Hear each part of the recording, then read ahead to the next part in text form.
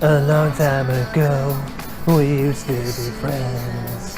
Come on now, sugar, running on and on it. Veronica Mars, we get it.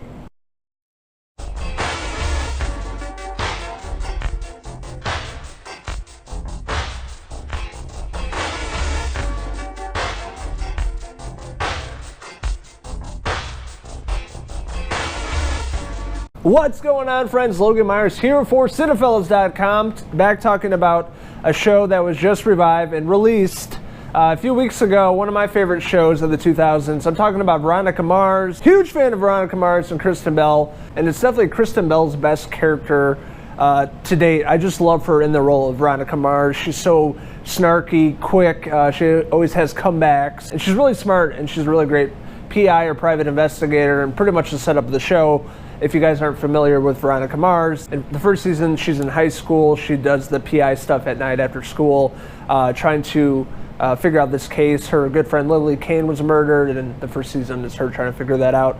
And really fantastic writing throughout the first 3 seasons of the show. It was on the CW, and it got canceled. And then 2013, they had a Kickstarter for the Veronica Mars movie, and they raised like $6 million, and they made the movie, which was a really good film. Came out in 2014. So in the 4th season of Veronica Mars, we see Veronica back in Neptune, California, which pretty much the entire series takes place in this fictional town, Southern California, working for Mars Investigations with her dad. I love this guy.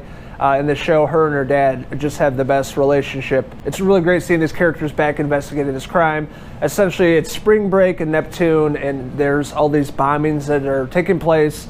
It's at a hotel, and a lot of innocent people end up dying. It sets up, Mars Investigations, Veronica looking into this with her father. And this season, introduces a lot of different factors and groups of people. We have a state congressman. There's also another thing with the Mexican cartel. Clifton Collins Jr. Portrays one of the Hispanic guys that's in the cartel that shows up to Neptune, and I love that actor. I always, praise him in my reviews. He was just in Once Upon a Time in Hollywood. Just a fantastic actor, and he was really great in this season of Veronica Mars. And we do have the return of Veronica Mars' boyfriend this season, Logan Eccles, played by Jason Doreen. I'm a huge fan of his. He's really great throughout the entire series. And he goes away when he gets older, is in the armed forces, and he's a badass now, and his life is pretty secretive.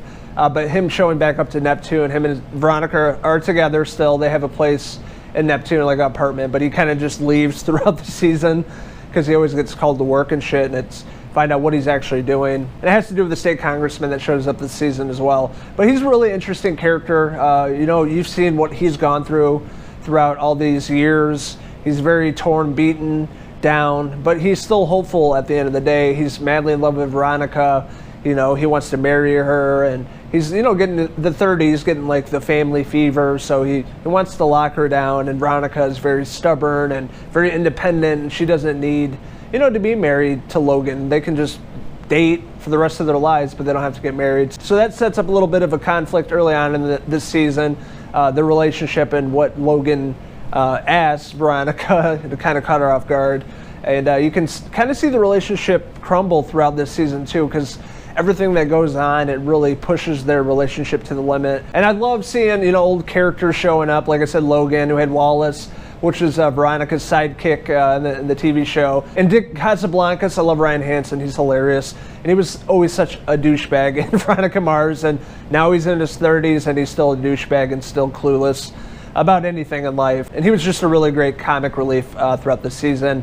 And, bringing his dad back, Dick Sr., and he's a big fucking crook. One actor that showed up this season of Veronica Mars that I really love, J.K. Simmons, huge fan of his.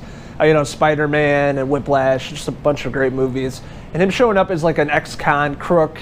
You're not really sure if you could trust him, but he's very sincere when he talks to Veronica and her dad. But you also think you can't trust him, but you'll see what happens to him. I just love this actor. It's really cool seeing him in a TV show on Hulu. Another interesting character, an actor I didn't expect in this show, was Patton Oswalt. He plays a pizza delivery guy in his 40s, but it really has a deeper purpose as we find out throughout the season. You kind of start questioning Patton Oswalt's character too as the pizza delivery guy, because it just seems really awkward why a guy would deliver pizzas at that age and have so much information and know things about the town. And certain evidence, and it just from the beginning of the season towards the end, your viewpoint of that character kind of changes, and that will all make sense once you see the ending of the season. So excited for the revival of Veronica Mars season 4 on Hulu, 8 episodes. Huge fan of this. I've watched the entire series a few times now.